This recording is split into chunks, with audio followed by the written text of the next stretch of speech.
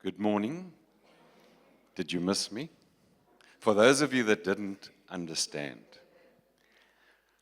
volgende week, Sondag, is wat se datum? The 9th, die 9de. It's our last God encounter meeting here. The next one on the 16th is in our new premises. Let's just give God a hand again. Amen.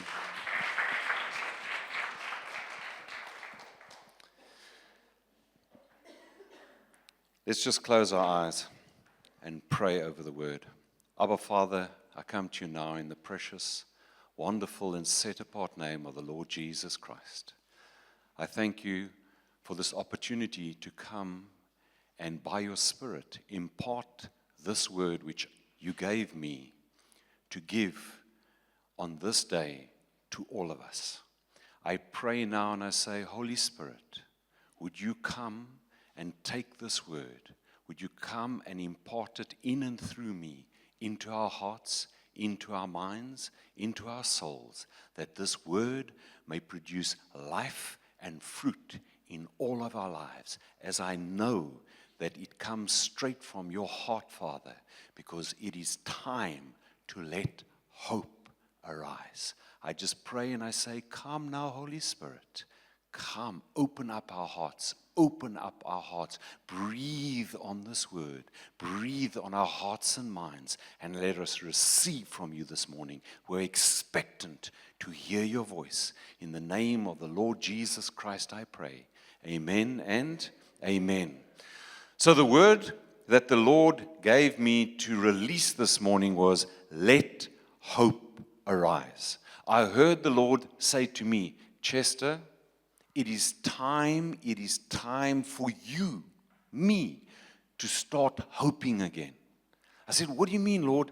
He said, you need to truly hope, have biblical hope in what I have promised about the future. And then immediately what dropped into my heart was Paul in Corinthians, what they call the love chapter. We've heard it so many times at weddings, but these three remain: faith, hope, and love. And the greatest is love. We heard about love from Quibus a couple of weeks ago. Your first love. Is God your first love? Then 2 weeks ago, the Lord instructed me to preach on bold, confident faith in God's promises. And now the Lord is saying to you and I, it is time for us to truly have hope in His future that He has for you, for me, for humanity, for creation, and for this earth. Now is the time to let hope arise in your heart and in my heart like never before. Amen? Amen? Are you ready to hear what the Spirit is saying to His church this morning? If you look at that picture, it's not just an image that I just went and found. When I started with this, the Lord again brought Caleb to me. Give me my mountain. And as you see that person, you or me, that is ascending the mountain, the hill of the Lord, that which He has promised, that which is coming, the mind is set on achieving already that which is coming in the future. Amen? We've spoken about the faith that Caleb had. Now the Lord is saying, practically, you need to understand. He said, give me my mountain. But it didn't just appear. He had to go and take it. And I want to say to you now, the enemy is a defeated foe. But you and I need to understand the authority that we have in God, and we need to, as we start taking that which He has given us in faith, keep your hope in the fact that it is a done deal. It has been promised. The future is bright. Amen? So Hebrews 11:1, now faith is the substance of things hoped for, the evidence of things not seen. So faith is the substance of things hoped for. Now, faith and hope are inseparable. Without one, the other cannot exist. And I just want to explain this to you as a foundation to lay it down so you understand why we did building faith in God's promises and now hope in God's future. Faith means you trust God now, in the present, with full confidence. And that faith gives substance, or it gives credence, it gives dit gee waarde aan hope. Does that make sense? Hope means that you are expecting future good things that God has promised. Hope motivates us to keep living out God's calling on our lives with confidence that His future is bright. So faith moves me in action today, but what keeps me motivated, what keeps me walking in His calling, what keeps me walking in His promises is confidence, a hope and expectation that comes from hope that our future is bright because God has promised. The future that God has got for us is much, much better than the present now. Amen? So, if we look at natural hope versus biblical hope, there's a big difference, all right? Natural hope can be wishful thinking, or it can be bright optimism, it can be positivity, but there's no certainty of a result, okay? So, for example, when the kids were younger, if Desiree as hulle aangejaag het, and Desiree said to them, tonight, I'm going to tell your father what you have done. When your father gets home, he's going to deal with us. Wishful thinking and bright optimism was that they're not going to get into trouble. Can you see the difference? Ek hoop het gaan nie gebeur, ek hoop ek gaan nie pak kry nie. But they had no certainty of it. Amen? So, hope from a biblical perspective, hope that God wants to impart into you that is part of the Holy Ghost inside of you, it's not wishful thinking. It's part of positivity, but it's because of we believe what God has promised, because we are certain of the outcome. So, biblical hope is inevitable because biblical hope comes from our confidence in the Lord Jesus Christ. So, it's not something that we are uncertain of. It's not wishful thinking because it is grounded and founded in the Lord Jesus Christ. Amen? He is the living Word. Biblical hope is a joyful expectation. That's why there's an atmosphere of joy of the Spirit here this morning. That what God has said, He will do. Amen? This hope allows you and I to look past the current circumstances, past the current present reality. Because we know that our past has been redeemed, our present is sustained by the Spirit, and our future holds the promises of God. So if I can put it this way, in the picture of the Lord Jesus Christ, the finished and completed work. Amen? Our past has been redeemed. We have got faith. Who's got faith in this table? Who's got faith in the fact that the Lord Jesus Christ died, rose from the dead, He gave His life for you. You've got faith in that you've been born again, you're a new creation, you've been transferred into the kingdom of light. Who's got faith that, yes, that's me? Then daily, day by day, we are sustained by the Spirit. And then our hope is the future that the Lord Jesus Christ promised. In the same way I will return. In this body that I've got, you will have. The same works that I did, greater works will you do. Anything that you've given up in this life, you will receive. The millennial kingdom is coming. So can you see the relationship between faith, the present being sustained by the Spirit, present moment living, but our hope is in all the future that is in Christ. It's already there. It's already been done. It's in the heavenlies. And you know what? It's inside of you. Amen? Amen? Do you understand and see the hope that God is wanting you and I to have? And when I was preparing this message, there was something that, and I'll show you now, that happened at the house, and the Lord started to speak to me. He's now doing to me like He did with Desiree, showing me things in the garden. Maar natuurlijk was het probleme gewees in die garden. So, when many of us look at our current situation and circumstances, that's what we see, okay? Daar was 'n dam gewees en daar was 'n boot gewees, maar al wat oorbly is daai stukkie. I want to say to you that that's what the world looks like at the moment. If I look at that boat there, the little piece that's sticking out, it almost resembles a cross. That's what the world needs. And the current situation and circumstance, no matter what it looks like at the moment, it is going to change in my life, in your life, and in this world. Don't believe everything you see and hear. Believe what you hear from the Word of God. So when the Spirit says hope in that which God has said, the promises that He's given, those promises come either from the written Word. Jy sê, maar ek het nie 'n promise gekry nie.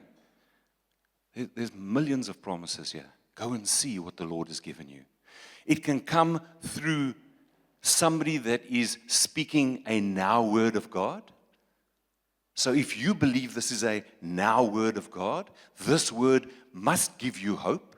It can come through a prophetic word. It can come through somebody just giving you any way that God speaks, where it has been confirmed, you can write a check on it. It means is that even though the situation looks like that, it has to change. And about 2 weeks ago, I got home. I went to go see somebody, counsel, and when I got home at about 6:15. And as I came into the road where we live, toe sien ek hoe mooi vloei daar 'n fontein by my straat af of water. And so I pulled up and I stopped and I jumped out the car, and Desiree came out and I said, "What's going on here?" And she said, "No, there's a leak in the..." So I said, "How long has this been running for?" She said, "No, since about 2 o'clock, but don't worry, it's on the pavement." And I went up and I looked at the pavement and the water was like pumping out. And she said, "No, they've logged, they've logged what's his name with the municipality." And I said to her, "Have you checked if our water meter is running or not?" Sy sê, "Nee, toe gaan check ek, toe hardloop baie ding, soos die 4th of July, soos the Durban July pere, okay? So immediately I went in and switched it off. And I got hold of the plumbers and they came the next morning. Long story short, there was an irrigation pipe that was going out onto the verge that had been cut off because the irrigation system, listen to me now, that irrigation system hasn't worked since we got into the place. When we bought the house, they said to us, this irrigation system doesn't work. It's not part of the deal. It's there, maar is afgekap en plek en dat, and it's never ever worked. And the garden, we've now turned a lot of the part of the front just into garden. Those who are at Care Group, you've seen it. Those who haven't, you're welcome to come to Care Group this month, especially the ladies. The first one is next week. And you will see, and that earth was dry. It looked like that. The plumber came and ons het oral gesoek. We looked everywhere. There were 2 boxes that the joints of the irrigation system ran into. Ons maak oop, we fiddled, he did niks. And eventually, near the tap, where you switch it on and off, where it comes in, we found another box buried about 20 centimeters under the ground. And inside of that box, there's a lever switching the water on and off. And that lever was switched from off to on. How it happened underground, only God knows. I have a suspicion. It wasn't you, no. I have a suspicion. There is a person whose job it is to rob, kill, and destroy. But him I don't accept. He has been defeated. So we switched it off. Plugged that thing up, everything hunky-dory. Ons nog nie die bil gekry nie. That one I'm waiting for God to come. And then, when we came back on Monday, that other irrigation started leaking again, and water started, but it's very slow, and it's trickling into the garden. Anyway, long story short, somehow or another, that system is pumping little bits of water out this way and that way. And I was, yesterday when I was speaking to on Saturday, I was speaking to the plumber, and I was so frustrated in that, and he said, don't worry, we'll sort it out. I said, whatever you do, I just want it switched off. And I said, Lord, what is going on here? He said, I want to say to you that every circumstance in your life that looks like that, every circumstance in your life that looks like that, and the world that looks like that, supernaturally, I'm going to turn on the flow of the river of the Holy Ghost, and it's going to flood into every single area of your life. Unexpectedly, supernaturally, you're not going to turn it on, I'm going to turn it on, but you're going to be a channel, and I will say to you, flow the water there, flow the water there, flow the water there. So I want to say to you today, trust and hope. Have hope that you're a conduit to change the landscape and the circumstances, not only in your life, but in this world. And how is it going to be done? We know the verse well, but look at 1 Colossians 27 in the Passion. Living within you is Christ, who floods you with the expectation, the hope of glory. This mystery of Christ embedded within us, which becomes, look how beautiful this is, this mystery, Christ in you, becomes a heavenly treasure chest of hope, filled with the riches of glory for His people, you and I, everybody who's in Christ. And God wants, say with me, everyone to know it. That's why you and I need to hope, have expectation of Christ in you, the hope of glory that is going to fill and flood every barren area in your life, every promise that is given, every word that is spoken over you, over the church, and over this world has to happen by Christ in you, the hope of glory. So I want to say to you this morning, believe it, trust it. If your life looks like that, if there are areas in your life that look like that, I want to say to you and declare to you today, the barrenness is over. By the Spirit, supernaturally, when you least expect it, you will get that WhatsApp that says, we're moving. And God will change that scene into this scene in your life. See it, expect it, believe it, it's coming. Not by might, nor by power, but by Christ in you, the hope of glory, that heavenly treasure chest of hope. It's for you, and He wants everybody to see it flowing in you, through you, and out of you. Amen? Amen? Now that the introduction is out the way, let's get going. So I said to the Lord, right, Lord, how do I build hope? How do I build hope? I know the promises, I believe the promises, I've built faith. How do I let hope arise in me? And the first thing He said is, cultivating hope is your responsibility, my responsibility, by the Spirit, but we need to take ownership of letting hope arise in our lives. Christ, as we've just seen, is the hidden treasure within us. But you and I need to every day choose to keep that hope of the promise of what God said alive in our hearts. We need to keep the expectation of that bright future alive. Cultivate it like a garden. Go and work at it and know and believe and speak it over your life. Amen? So the first way of cultivating this hope is He is the source. He is the source of your hope. His presence, not our performance. So nothing you and I can do can drum up hope. That'll give you natural hope, fleshly hope. You and I need to go to the source. It's when you sit with the source where you hear, okay, this is what he's saying to me. I drink this in. This is what he said he's going to do.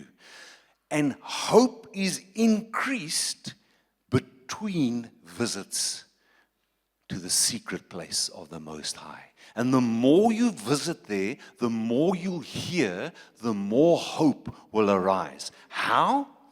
Because when you're there and you hear, hope, that expectancy will cause you to surrender. Surrender your ideas. Surrender your ways. Surrender your dreams. Surrender your anticipation. Surrender what you think is going to happen. And start to obey what he's saying, what he is revealing. And when you surrender and obey, that hope will start producing a joy inside of you. That people, when they look at you and look at your life and your situation, your circumstances, say, but how can you be so joyful? Say, because it's changing. It's changing. That which you see, it's going to change. Christ in me, the hope of glory. But the source, face to face, so that you can hear, that you can see, that the eyes of your imagination can be illuminated, and that hope can start rising in your heart.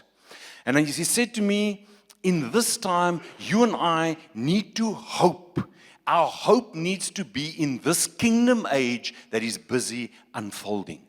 We are born in this time. You weren't born 50 years ago. So if you were born in this time, well, I was born 50 years ago. You weren't born to be in the 50s. Correction. Amper vergeet, but you know what? I was reflecting my heavenly age, which I do believe is 30, permanently. Amen? I just wish somebody would tell my body that. Veral as ek in die oggend opstaan uit die bed uit. Anyway, believe in this kingdom age, because your inheritance is in this age. Your inheritance is in this age where it's Jesus and Jesus alone. And then believe that you've been called as a son or a daughter of the Most High God. You and I, in this kingdom age, have been called by God to be a part of this age and to be part of the manifest sons of God. And that is the first area that we've got to place our hope into, because it's out of the kingdom age, and out of your position as a son that everything is going to flow, that you and I need to move forward in. Amen? This world is groaning for peace and restoration. If I hear one more time that Donald Trump is making a fresh deal with Iran, en vandag gaan die oorlog ophou, en vandag gaan my petrolprys afkom. That's all I'm interested in, is will diesel come down again? Amen? If you look at this world, if you look at what's happening all over the show, if you look at what man is doing against man, look at all the fighting with immigrants. Here, no, in Spain, in America, all over, nation against nation, tribe against tribe, tongue against tongue, earthquake in Japan, we are in the time of the birthing of this kingdom age, and the world is groaning to be set free. They are groaning to see the peace and the government of God. Of the increase of his peace and of the increase of his government, there shall be no end. And you know what?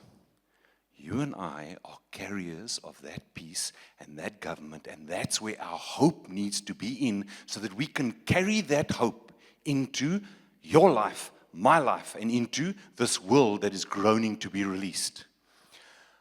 When you and I get this hope creates an atmosphere that releases solutions. If you are hopeful that the future is bright, if you are hopeful that God said, this is what I'm going to do, immediately because of the frame set and the attitude of your mind, you will expect solutions to come when a problem comes. So hope will create that atmosphere that brings solutions. When you walk into the meeting, wherever you are at work, when you walk into the room with the children, when you walk into the room with your wife or your husband, as I met you beklei, have hope in the fact that God said the two of you must be together, that God has called you to be in a marriage that's going to flourish, and in that atmosphere, solutions for the problems will be given to you. Have hope in what God has said and promised. Hope maximizes potential and attracts opportunity. When you have got hope, if God said to you, I have called you to be a fivefold minister, and your hope is in that promise of God, the potential that is placed inside of you to be and go to the level in the spirit realm that is called you to occupy, that potential will be released if you hope. And when you are hoping and you are walking into that potential, opportunities will open up. Because suddenly the Lord will bring somebody and say, hang on, I recognize that anointing on you. The Lord says, come, join me. When you're sitting in a meeting at work and the Lord has said to you, I've called you into senior leadership one day, and you're in junior leadership, but you know that inside of you, you believe, you've got an expectation, I will be a senior leader that will change situations and circumstances for the kingdom. That potential in you starts to open up and grow, and opportunities will be recognized by other people, and it will open up for you because your hope is in what God has said about you. Your hope is in this time for what the expectation is that God has pronounced over your life. Amen? Amen? Look at the scripture. And this is, remember, cultivating hope. So, it means is that we can have no hope. The scripture shows us. In Psalm 42:11, why are you cast down, O my soul? Why are you disquieted within me? King James. So, okay. Hoekom voel jy so mismoedig? Hoekom is jy daar so onder, sit op die grond en sê, ag, ek voel so laag, ek eet sommer 'n wurm. Do you like my translation, eh? Life is so bad. Nobody knows the trouble I've seen. Nobody knows but me. Why are you downcast? Why are you allowing situations and circumstances to determine the temperature and atmosphere inside of your body when you've got the King of Glory living inside of you? Hope in God, for I shall yet praise Him. So hope brings praise because you know what you can expect in the future. The help of my countenance and my God. In Proverbs 13:12, when hope's dream seems to drag on and on. Hello. Whose dream feels like it's dragging on and on and on? Huh? Ek sleep nie net 'n trailer nie. There's 20 of those Egyptian pyramid stones strapped onto the back of it, and I'm pushing it uphill. Amen? The delay can be depressing. Can be. It is depressing. The delay is depressing. However, when at last your dream comes true, therefore it has to come true because the word says hope's dream seems to drag, but when at last your dream comes true, life's sweetness will satisfy your soul. The Amplifier said, when your dream at last comes true, it is a tree of life. You and I need to understand that when we hope in what God told us and we expect it, when it comes to pass, you're eating off the tree of life. You are eating off of the tree of life, and it will sustain you, it will bring life, it will produce the tree of life. The tree of life will blossom in your life. Where the river goes, whatever it touches, life is produced. Amen? So let's cultivate that hope. Then, hope will reinterpret your circumstances. In other words, no matter how barren it looks, when you hope in what God has said, you can reinvent and reinterpret the circumstances. We need to see any loss or our current reality as an opportunity for God to release His sovereign promises. And I want to say to you, we are at the time where moment by moment, day by day, month by month, we are going to see the sovereign promises of God released in your life. But you need to hope expectantly to see it happen and live as if it has happened. I want to say to you and declare to you, I heard this clearly in my spirit. The time has now come for double for your trouble. I'm not going to reteach that sermon. If you want to go and look at it, September 2022, Kobus preached it. Kan jy glo dis so lank gelede, Kobus? Now it's going to come true. Go and listen to that sermon and let it build hope in you. Now is the time. Double anointing, double favor, double promotion, double provision, double health, double whatever you have lost. It's a biblical pattern. Look at Job, Elisha, David, the elders, firstborn, double portion, elders, double honor. Double for your trouble. It's scriptural. I'll show you now. You can go and listen to that teaching. But it's because it's the law of God. And when the enemy comes in, robs, kills, and destroys, if you go and look at the law, it says, if you steal, you must restore double. So the time of the enemy's permission to rob, kill, and destroy in your life and my life is over. Only you and I can open the door for that. But the time for God to restore double is now. You and I have to believe it. You have to hope in it. I want to say to you, see it. See it. See it. See it. See, there were so many prophetic words and confirmations that went out on this word. That morning, I'll never forget it. David Scalard came in and he saw 2 Egyptian geese sitting on the top of the building when Kobus preached that message. That was the final confirmation of that. And I hear in my spirit, it is at hand. The time is now. Expect double for everything that was stolen. But also expect a double reward, a double portion. It's yours, it's mine. Amen? You can give God a hand, it's coming.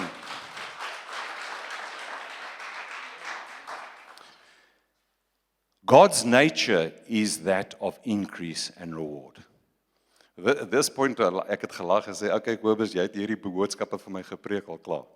Double for your trouble, 2022, September. God is a rewarder last week. Amen. Believe it, receive it, place your hope in it. Hope is going to transform all of our challenges into testimonies. This place alone, already, the challenge that we had in being without a place, on its own is a testimony of hoping in the future that God has spoken over us. And I want to say to you that my hope, because God said it, is we will eventually have our own building, our own facility, our own everything, our own school, our own conference center, that you and I haven't even started to dream of and think of. But I want to say to you that I know of people, at least 2 people, that have seen the building that God is going to give, and that have got a desire in their heart to build that for God. Oh, I want to say to you, God has already released it. He's released that heart and that vision into 2 people that I know of, and I know that there's more, and there's finance that is coming. Believe it. Let hope start to build and transfer every challenge in your life into a testimony. Then you and I, the way to walk into it, the way to reinterpret our circumstances is to develop childlike hope. Why? Because when a child hopes, if you say to a child, and he knows his father's not alive, you say to him, my boy, if you do A, B, and C, I will give you this. Ek sal vir jou daai bicycle koop wat jy so begeer.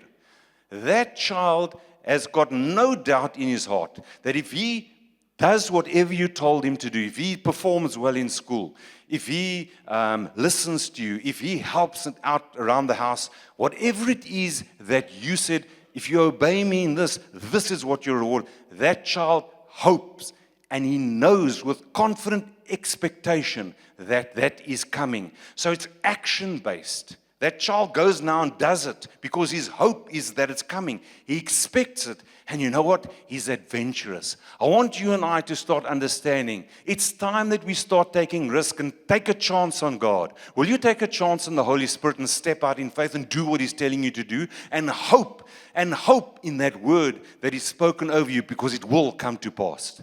A child doesn't reason. He doesn't look at the thing where God says, okay, I'm going to do this, and then apply intellect to it. He applies kingdom living through imagining what God is going to give me and trusting that God is going to do it. So let's develop that childlike hope. Amen? Look at the word. Isaiah 61:7. Instead of your former shame, you will have a double portion. And instead of humiliation, your people will shout for joy over their portion. Therefore, in their land, they will possess double what they forfeited. Everlasting joy will be theirs. I decree this and I release it over you and I say it's time, this word, to come to pass. In Zechariah 9:12, come running back home to your fortress, your stronghold. Run into the kingdom. Run into the stronghold of the secret place. You hopeful prisoners, become a prisoner of hope. This day, the Lord says, I vow, I will restore to you double blessing for your trouble. The word cannot lie. Amen? The last one. Hope will co-create your inheritance. Hope will co-create the inheritance that God has got for you. True hope in God's word is infectious and births God's dream for your life. Do you know that God has got a dream for you? Who of you are parents here? Who of you have got a dream for your child? No matter how old they are, no matter how young they are. And when you work with them and walk with them, you give them that dream. You say, this is what I see. You guide them in that, and they start flourishing in that environment. And you see, okay, the child wants to do this, and those dreams mesh together, and you see it starting to fulfill in their lives, and it gives you great pleasure and joy. Why would your heavenly Father be any different? He birthed you. He created you. He formed you in your mother's womb. He said, I know the plans that I have for you. Plans to prosper you. Plans for a good future. Plans for a hope. So God has a dream for your life. He's got a dream for my life. He's got a dream for this world. Every person in this world. And it is time for us to understand that hope will help you to co-create that inheritance that God has for you. God works through hopeful people.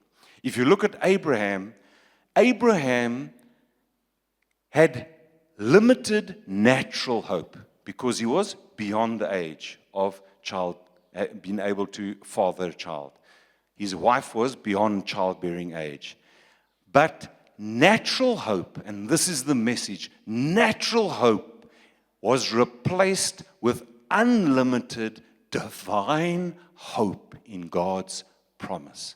So the faith was in Abraham, in Isaac, the promise. But the hope was that he would be the father of many nations. Amen? So because of hope, the way in which Abraham believed, Hebrews 4 is just devoted to him.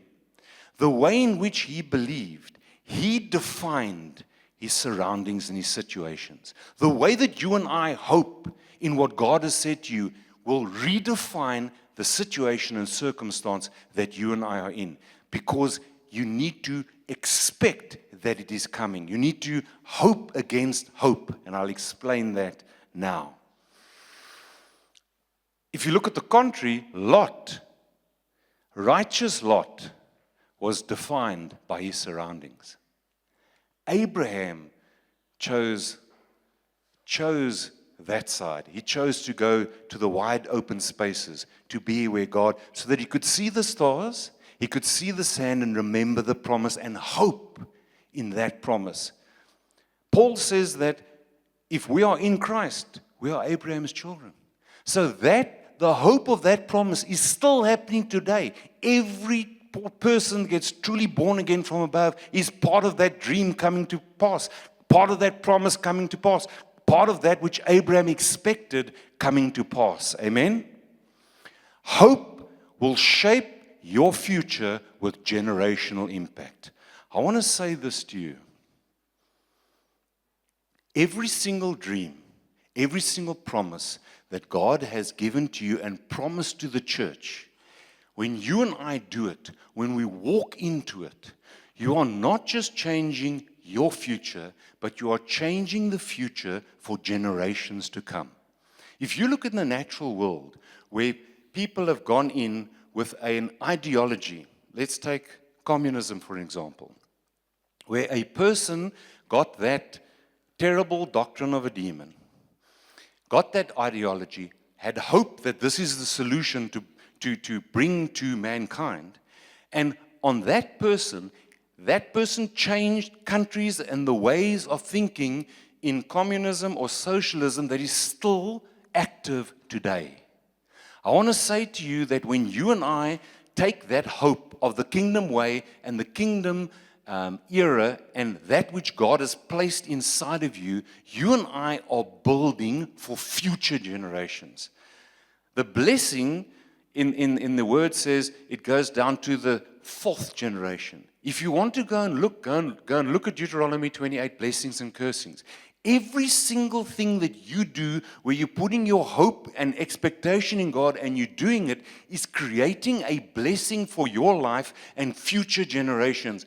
You don't know how far into the millennium the things which God are birthing in you now is still going to stand. It hasn't been read, hasn't been written. It's written in your heart. We don't know what God is doing in this era. We haven't walked this way before. So I want to say to you, hope. You are a world changer. Put it into practice and see your life change and future generations change. Amen?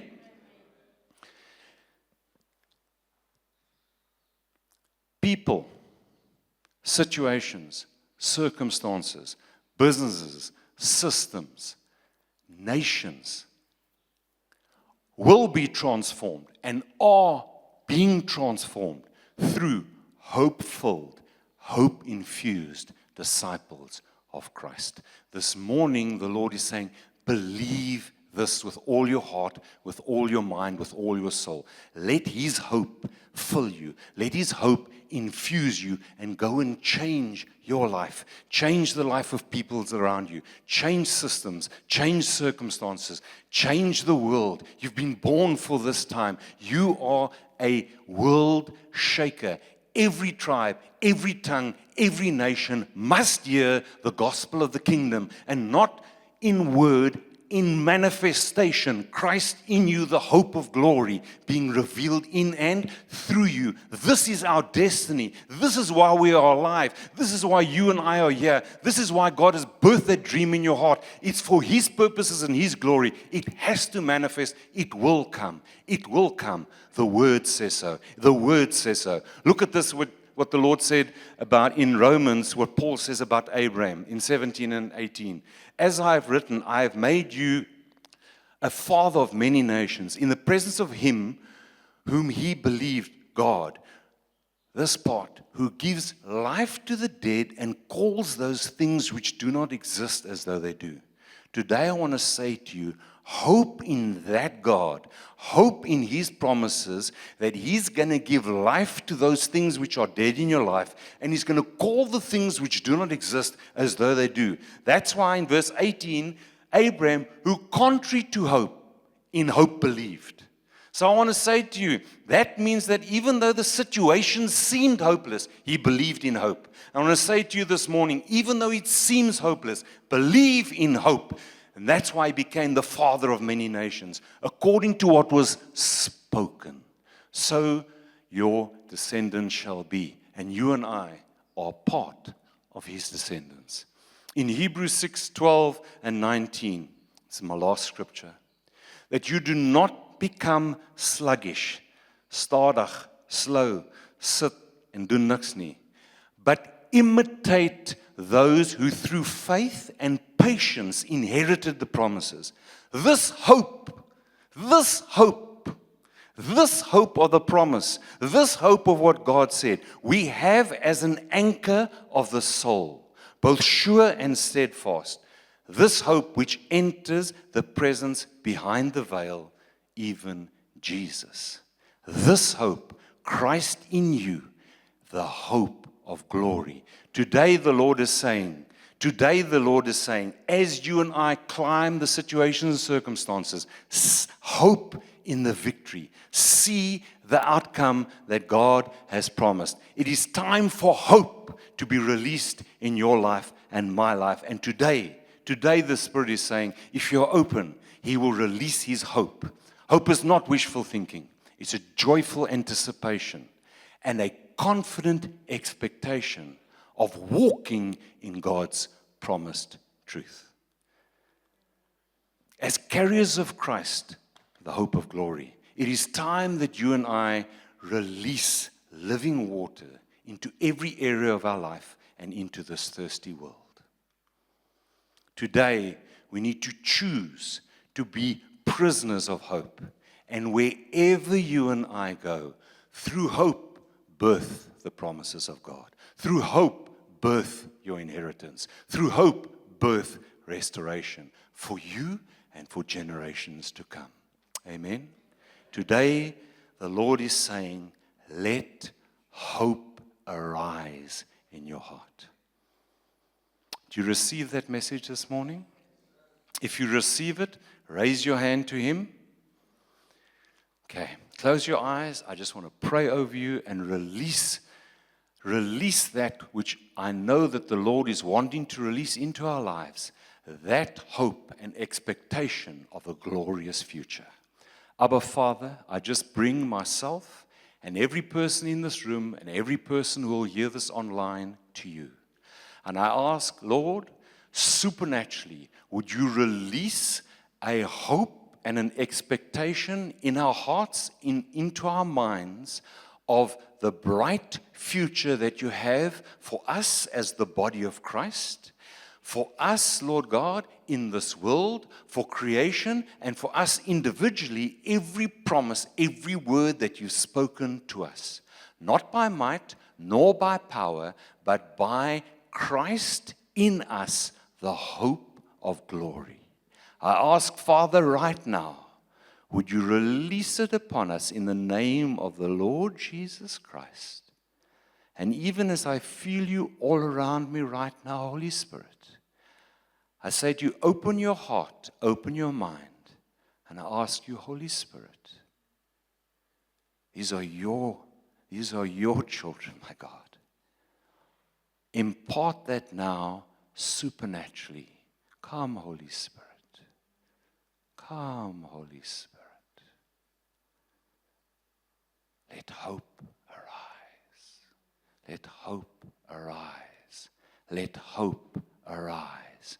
Let hope, expectancy, and joy arise in your heart like never before.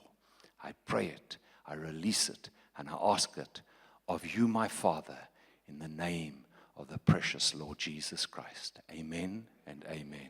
Amen. Thank you, people.